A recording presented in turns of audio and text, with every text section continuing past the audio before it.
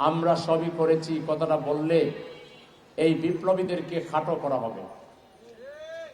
আমরা করেছি এটা ঠিক, কিন্তু যদি আমরা সংকীর্ণতার ঊর্ধ্বে সঠিক মূল্যায়ন করি, আমরা কিন্তু সফল হইনি। আমরা রাজনৈতিক দলগুলো আন্দোলন করে সফলতা দেখাতে পারিনি। আমাদের তরুণরা তারা যেভাবে সবাইকে একত্রিত করতে পেরেছিল এবং তারা যেভাবে সফলতা নিয়ে এসেছে, তাদেরকে ছোট করলে আমাদের কি লাভ হবে? আমাদের চাইতে আমাদের ছেলেরা বড় হোক, আমাদের ছোট ভাইরা বড় হোক, আমাদের কি অসুবিধা? আমি তো কোনো অসুবিধা দেখি না। হিংসা করার দরকার নাই তো, কটাক্ষ করার দরকার নাই তো। এটা তো আওয়ামী মার্কার রাজনীতি, এই রাজনীতি তো ফেল মেরেছে। এই পথে যারা যাবেন, হাসিনার পরিণতি তাদেরকে ভোগ করতে হবে। পুরাতন রাজনীতি বাদ দেন, স্ট্যান্ডার্ড রাজনীতি শুরু করেন, শ্রদ্ধাবোধের রাজনীতি শুরু করেন। রাজনীতি একটা বড় মাপের জিনিস।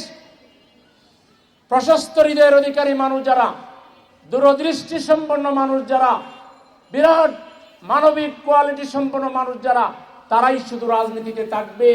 সংকীর্ণ মনা দোষারোপের রাজনীতি করে সামান্যতে বিগড়ে যায়, সামান্যতমে মাথা খারাপ করে ফেলে, এই ধরনের শর্ট সার্কিট লোকদেরকে রাজনীতিতে জায়গা দেয়া যাবে না। এরা বর্জ্য, এদেরকে জাতি ইতিমধ্যেই প্রত্যাখ্যান করেছে। নতুন করে কেউ যদি সেই পথে যায়, তার পরিণতি একটাই হবে।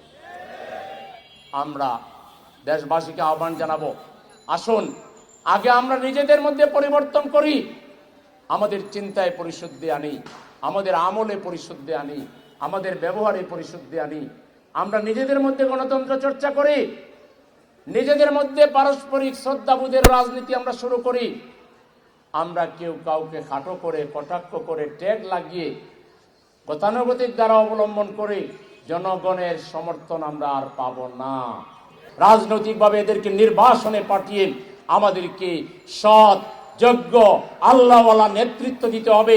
আর বিধান হবে আল্লাহর দেয়া বিধান, আল কোরআন।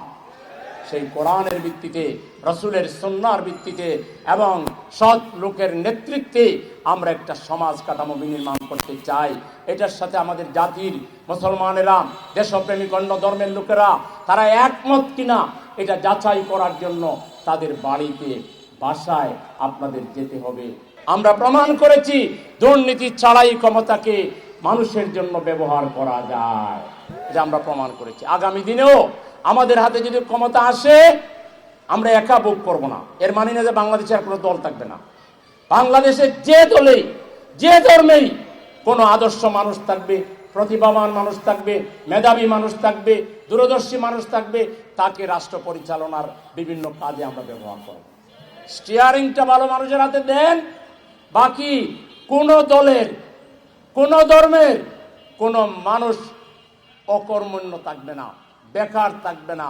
যার যেখানে এক্সপার্টিজ আছে, অভিজ্ঞতা আছে, আমরা সেটা তাকে ব্যবহার করব। সবাই অধিকার পাবে, সবাই সম্মান পাবে, মেধার মূল্যায়ন হবে, সন্ত্রাসের চর্চা থাকবে না।